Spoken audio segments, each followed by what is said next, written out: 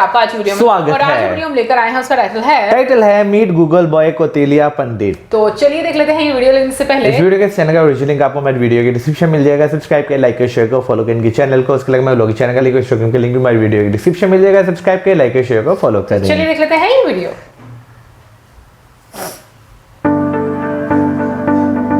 अभी जो हमारे गेस्ट हैं यहाँ पर पीछे बैक स्टेज पर, वो अभी तक जितने भी गेस्ट आए हैं उसमें से सबसे कम एज इनकी है। उनको आप सब गूगल बॉय ऑफ इंडिया के नाम से जानते हो। Please give an energetic and warm welcome to Kautilya पंडित।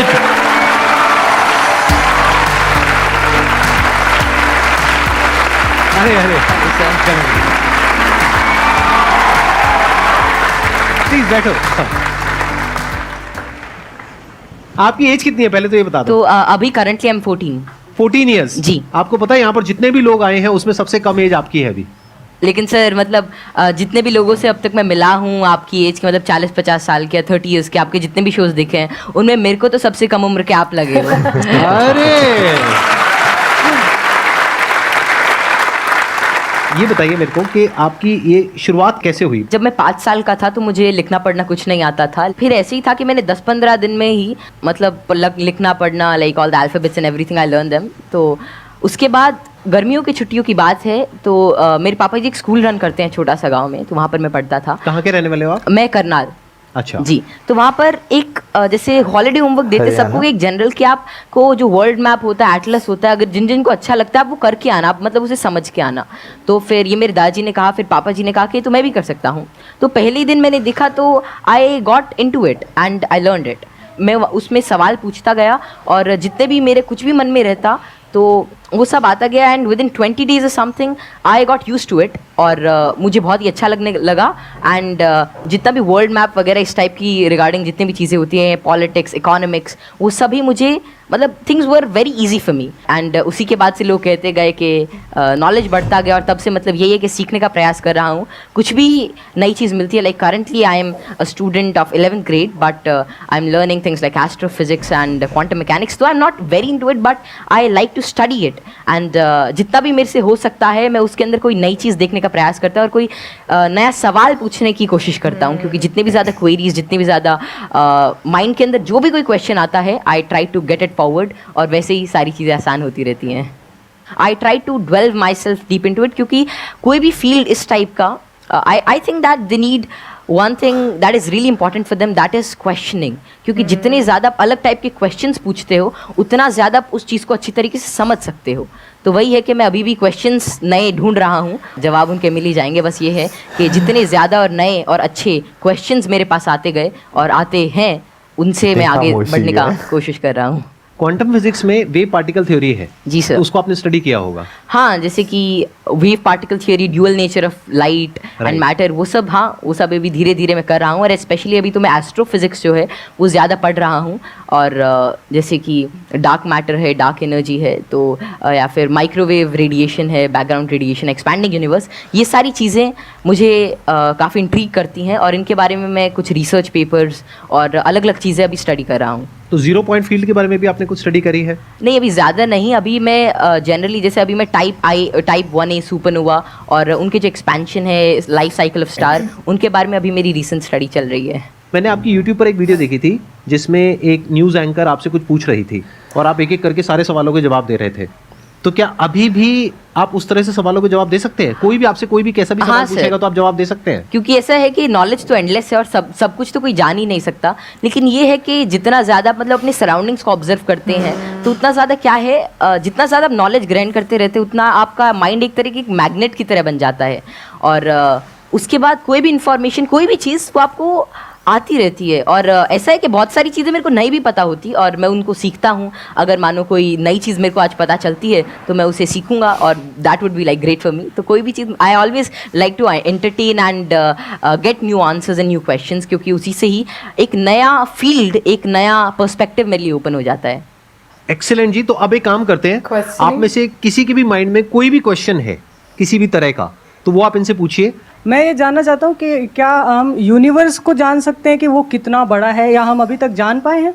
जी, क्या तो- क्या पैरामीटर्स हो सकते हैं उसको नापने के लिए? जैसे कि हमने सुना है कि लाइट ईयर्स होते हैं, जी जी पर वो कितना बड़ा है क्या हम इमेजिन कर सकते हैं, या हम एक्चुअली में उसे प्रैक्टिकली पता कर सकते हैं क्या? तो जो यूनिवर्स की जो एक्सपैंडिंग यूनिवर्स थ्योरी थी वो एडविन हबल ने दी थी, और उनके अकॉर्डिंग जो अभी यूनिवर्स की जो एज है वो नियर अबाउट 13.9 बिलियन ईयर्स है, और उसी रेट से अभी एक्सपैंड कर रहा है।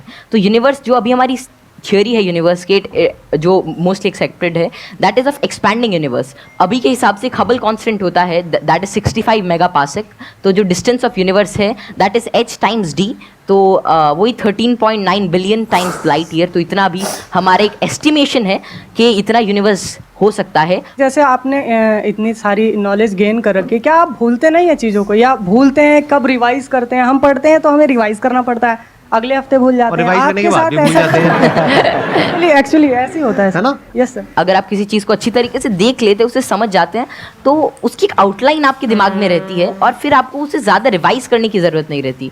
तो वही है कि किसी भी चीज़ का कॉन्सेप्ट रहता है, तो अगर आपको वो समझ में आ गया तो information is just like, I think that information is not the main part. If you understand the thing properly, फिर आपको वो सारी चीज़ें आसानी से याद रहती है, आपको कोई उसके लिए एक्स्ट्रा एफर्ट्स नहीं करने पड़ते। सर पूछ रहे थे, बोल रहे थे ना कि मैं मैटर के बारे में स्टडी कर रहा हूँ, तो मैं ये जानना चाह रहा था कि जो इलेक्ट्रॉन प्रोटॉन है इनका मतलब सबसे पहले किसने बताया था इनके बारे में? तो इलेक्ट्रॉन की जो डिस्कवरी थी, तो यार 9th क्लास की एनसीईआरटी में मिल जाता है। तो जो इलेक्ट्रॉन की डिस्कवरी थी वो जे थॉमसन ने करी थी, और प्रोटॉन जो मिला था वो रदरफोर्ड के एक्सपेरिमेंट से हमने डिड्यूस किया था, और चैडविक ने, मतलब जेम्स चैडविक ने जो बेरिलियम की, मतलब जो रेडियो एक्टिव सोर्स से डीके को स्टडी किया, तो उससे न्यूट्रॉन के बारे में पता चला था। ये तो बहुत बेसिक क्वेश्चन है भैया, कुछ अच्छा पूछो। थोड़े अच्छे क्वेश्चन पूछो। क्या पूछ रहे हो आप लोग यार? टोटली मुझे आपसे एक क्वेश्चन है कि आप जितने सेलिब्रिटी से मिलते हो, तो आप इतने जो मिलने से पहले जो बात करने का जो होता है नर्वसनेस, इसको कैसे दूर करें? आप जैसे संदीप सर से बात कर रहे हो और बड़े बड़े आप सेलिब्रिटी से मिले हो, तो आप किस तरह से इतना एक्सपीरियंसली आप बात कर लेते हो किसी से? देखिए, जैसे आज मैं यही सोच के आया था कि मैं संदीप सर से मिलूंगा और उनसे बहुत कुछ सीखने को मिलेगा। तो ऐसा तो है नहीं कि संदीप सर आएंगे और मेरे से पूछेंगे चल ये बता, और फटाफट अगर कुछ गलत बताया तो एक थप्पड़ मारेंगे, ऐसा तो होगा नहीं ना।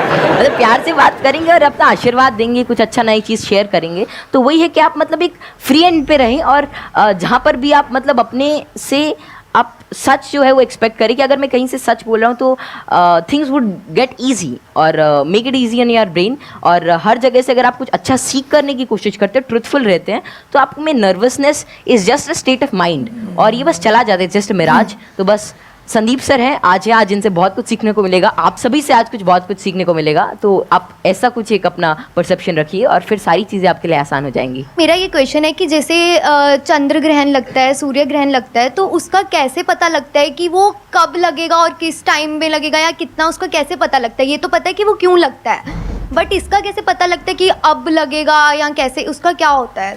तो खैर ये जो टेक्नोलॉजी थी एस्टिमेट करने की कि कब सोलर एक्लिप्स, लूनर एक्लिप्स या कोई भी सेलेस्टियल मूवमेंट होगी, ये तो आज से मतलब कई हज़ार साल पहले ही डेड्यूस हो चुकी थी। और इसका रीज़न यही है कि ऑब्जर्वेशन से हम एवरेज टाइम निकाल सकते हैं। एक पैरेलैक्स एंगल आपने पढ़ा होगा कि उससे हम मतलब ये एवरेज स्पीड और एवरेज डिस्टेंस निकाल सकते हैं किसी भी चीज़ का, और उससे ही हम डेड्यूस कर सकते हैं कि कितना रेडियस है कि एक साल में इतना डिस्टेंस ट्रैवल करती है। फिर एपोजी पेरेजी, फिर केपलर्स लॉ लगा के सेमी मेजर एक्सिस वगैरह निकाल के, तो उससे हम उसका डिस्टेंस यूज़ कर सकते हैं, और फिर टाइम पीरियड से हम we can actually deduce it. और एक नई चीज़ लूनर एक्लिप्स वगैरह के बारे में ये है कि जैसे जैसे आजकल क्या है, जो due to tidal forces moon हमसे हर साल 3 सेंटीमीटर दूर जा रहा है। तो बहुत हज़ारों सालों बाद ऐसा होगा कि सन तो उतना ही रहेगा, लेकिन चांद जो है वो छोटा हो जाएगा। तो उसके बाद मतलब एक्लिप्स जो होगी वो जिसे आजकल टोटल होती है उतनी नहीं होगी। तो ये estimation it is done by using observation. और एस्ट्रोनॉमी एक ऐसा फील्ड है जो हज़ारों सालों तक ऑब्जर्वेशन से ही चला, और बहुत सारे पुराने साइंटिस्ट जैसे केपलर, गैलीली, आर्यभट्ट, जितने भी बड़े लोग थे जो पुराने ज़माने के, वे सभी ऑब्जर्व करते थे। उनकी ऑब्जर्वेटरीज होती थी कि कैसे कैसे जो हेवनली बॉडीज़ हैं ये इंटरैक्ट कर रही हैं, कैसे कैसे ट्रैवल कर रही हैं, इनमें क्या चेंजेस हैं, और उन्हीं सभी चेंजेस को एस्टिमेट करके, उन सभी को देख के आज हमने मतलब ऐसी सारी टेक्नोलॉजी को रिड्यूस किया है कि जिससे हम कर सकते हैं, एस्टिमेट कर सकते हैं उनका टाइम पीरियड, उनका डिस्टेंस, और कैसे वे एक्ट करेंगे। एक्सीलेंट जी, big round of applause for him.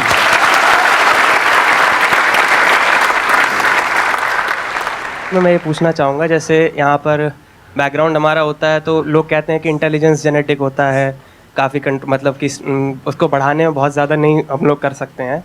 तो आपका इस पर क्या व्यू है कि इंटेलिजेंस, जैसे IQ टेस्ट भी आप बार बार दोगे तो आपका IQ का स्कोर बढ़ने लगेगा उसमें, तो आपका इसमें क्या कमेंट रहेगा कि इंटेलिजेंस के लिए आप क्या व्यू रखते हैं? ये ना बहुत इंटरेस्टिंग क्वेश्चन है जी सर। और मैं ये क्वेश्चन के आंसर से पहले एक बार, अगर आपके पेरेंट्स आए हुए हैं, आपके फादर हाँ, आए हुए हैं पापा यहाँ जी पर, आए हुए हैं। मैं एक बार उनसे भी कुछ बात करना चाहूंगा। एक बार उनको माइक दीजिए।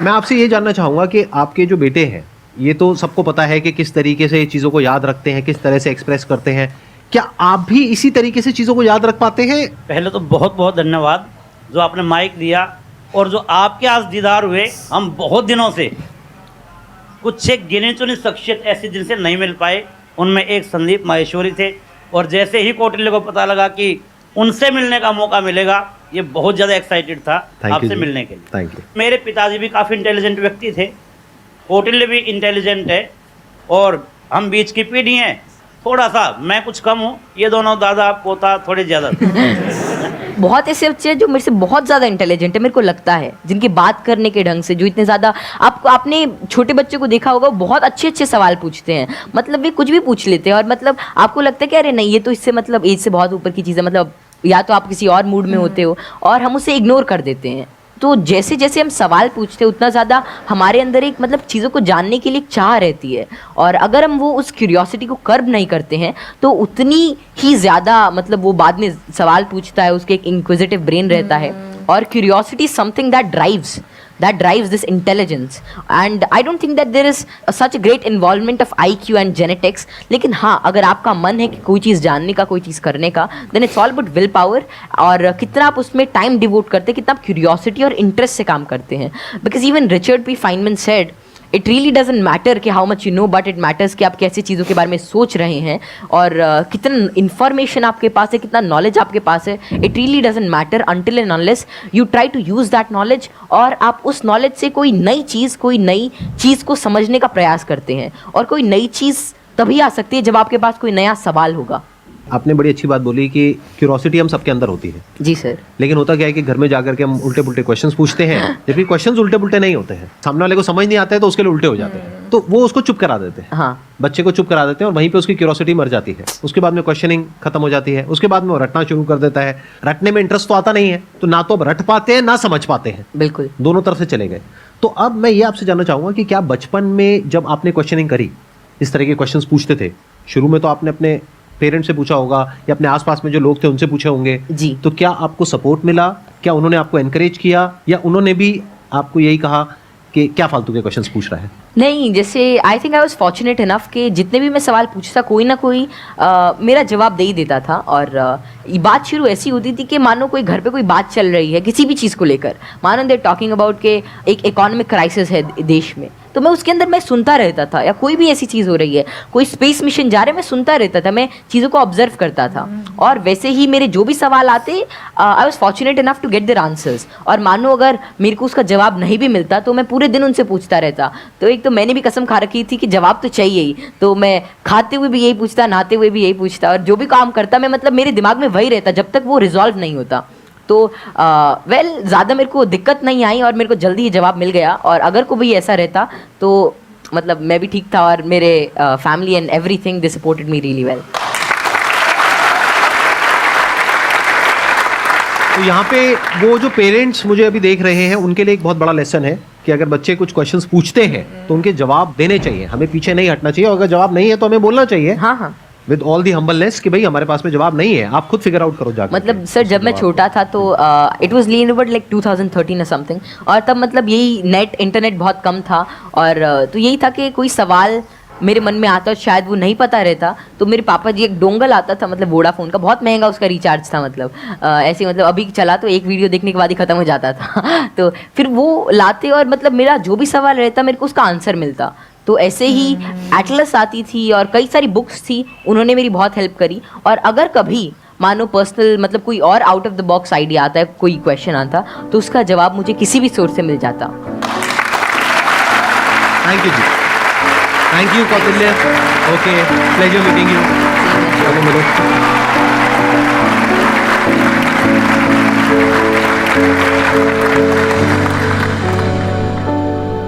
भाई एक बात तो क्लियर है कि ज़हीन होना जो है वो एज की मोहताज नहीं होती। आप किसी भी लाइफ के किसी भी हिस्से में जो है ना चीज़ों को टैकल कर सकते हैं। ये आप पे डिपेंड करता है कि आप कितनी जल्दी चीज़ों को सीखना चाहते हैं। वेल कौतलिया पंडित की बात करें तो हम लोगों ने पहले भी इनका एक वीडियो देखा था, लेकिन तब ये बहुत छोटे थे और हम लोगों ने शायद वीडियो लेट देखा था उनका, लेकिन अभी तो वो काफ़ी बड़े हो गए हैं, मतलब 11th में हैं वो, तो जिस लिहाज से उनका नॉलेज भी अपग्रेड हुआ है और वो शेयर कर रहे हैं जितना कॉन्फिडेंटली होकर। मुझे ये चीज़ बहुत अच्छी लगी और मुझे लगता है कि कभी भी जहाँ पर आप कॉन्फिडेंट होते हो अपनी चीज़ों को लेकर, वहाँ पर आई थिंक आप नर्वस नहीं रहते। वहाँ पर आपको ये होता है कि लाइक आप जिस भी व्यक्ति से बात कर रहे हो, ऑब्वियसली जब हम लोग छोटे होते हैं उस टाइम पर एक हम लोगों का वो चीज़ हमारे में नहीं मुझे लगता है कि डेवलप हो पाती, शायद वो पेरेंट्स की वजह से या हमारे खुद की वजह से, क्योंकि कहीं ना कहीं पर ये चीज़ आई थिंक सबको फेस करनी पड़ती है अपने बचपन में कि अगर क्वेश्चन ज़्यादा करोगे कि मेरा सर ना खा जा चल जा, बहुत बोलती है, बहुत सब खाती है, ऐसे सबको कुछ ना कुछ फेस करना पड़ा। बट मुझे लगता है कि अभी थोड़ा टाइम जो है वो चेंज हो गया, क्योंकि जब बात कर रहे थे कौतलिया तो मेरे जहन में ये चीज़ आई थी कि हरीम हमारी बहुत ज़्यादा क्वेश्चन पूछती है, तो मैं हमेशा, हालांकि वो बहुत सिंपल क्वेश्चन पूछती है बट हम हमेशा कोशिश करते हैं कि उसकी बातों का जवाब दें, और उसकी भी मेन कारण जो है वो यही है कि बच्चों को उनके सवालों का जवाब देना चाहिए, क्योंकि इस एज में आपके अंदर एक क्यूरियोसिटी पैदा होना शुरू हो जाती है और वो क्यूरियोसिटी मुझे लगता है रहनी चाहिए, क्योंकि वो ही आपकी ग्रोथ का रीज़न बनती है। यार उसके साथ साथ भी ना बहुत सारे यानी कि समटाइम्स बच्चे इस तरह के सवाल कर देते हैं कि आप थोड़े से जो है ना एकदम हैरान हो जाते हैं कि बच्चा जो है ये कैसे, यानी कि उसके ज़हन में कैसे सवाल आया। अमूमन जो है बच्चों में इक्वालिटी जो है वो पाई जाती है, लेकिन समटाइम्स क्या होता है कि हम जो है वो चीज़ों को प्रेस कर देते हैं, हम उसका जवाब नहीं देते।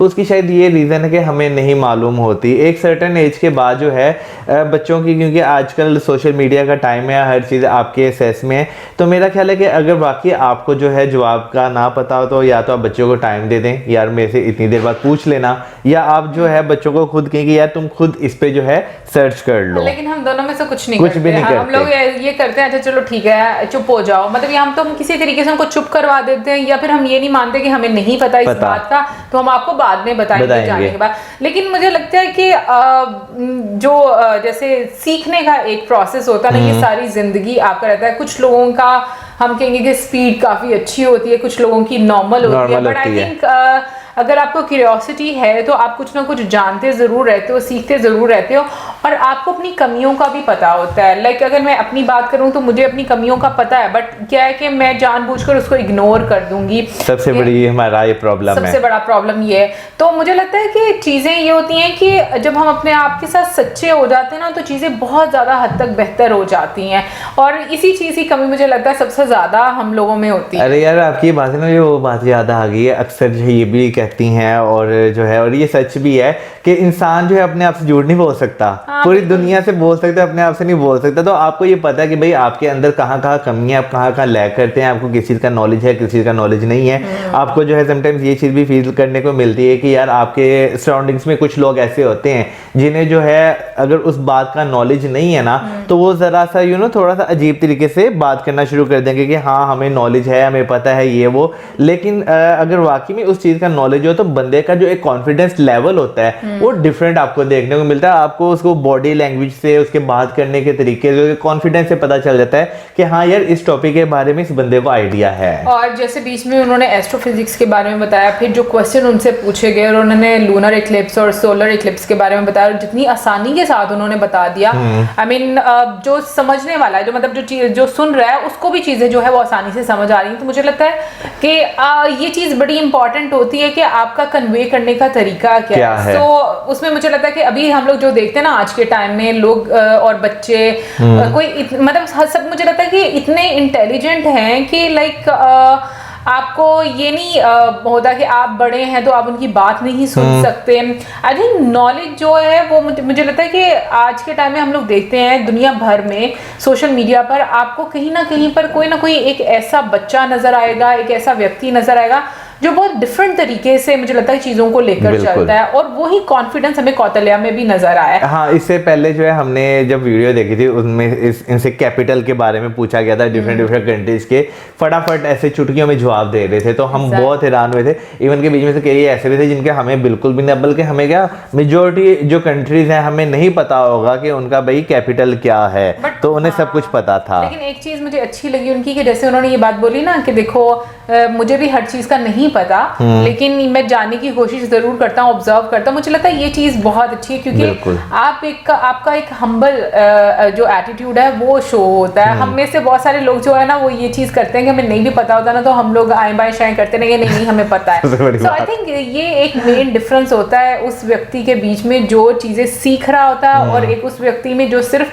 पोर्ट्रे करता है कि भाई मैं सब कुछ जानता हूँ, और वो कुछ नहीं सीख पाता, और वहां पर ही हम अपनी ग्रोथ पे फुल स्टॉप लगा देते हैं। सो गाइस, ये तो थी हमारी आज की वीडियो कि हम लोगों ने गूगल बॉय को देखा, और इतने टाइम के बाद देखने के बाद मुझे थोड़ी हैरानगी भी हुई कि टाइम लगता है काफी जल्दी जल्दी गुजर रहा है। और आप जरूर बताइएगा कि आपको क्या फील होता है कि जो मतलब ऐसे इंटेलिजेंट होना, क्या ये आपको इनहेरिटेड होता है या फिर इंसान अपनी कोशिशों से भी मतलब अचीव कर सकता है? यार मेरे मुताबिक जो है ना ये चीज़ किसी भी इंसान को जो है वो मिल सकती है, क्योंकि समटाइम्स ऐसे होते हैं माँ बाप बहुत इंटेलिजेंट होते हैं, ठीक है ना, उनके बच्चे आगे से उस तरह नहीं होते। समटाइम्स इस तरह होता है कि माँ बाप बिल्कुल पढ़े लिखे नहीं होते, उनके बच्चे आगे से बहुत ज़्यादा काबिल निकल आते हैं। तो मेरा ख्याल है ये जो है ना ऊपर वाले की देन होती है।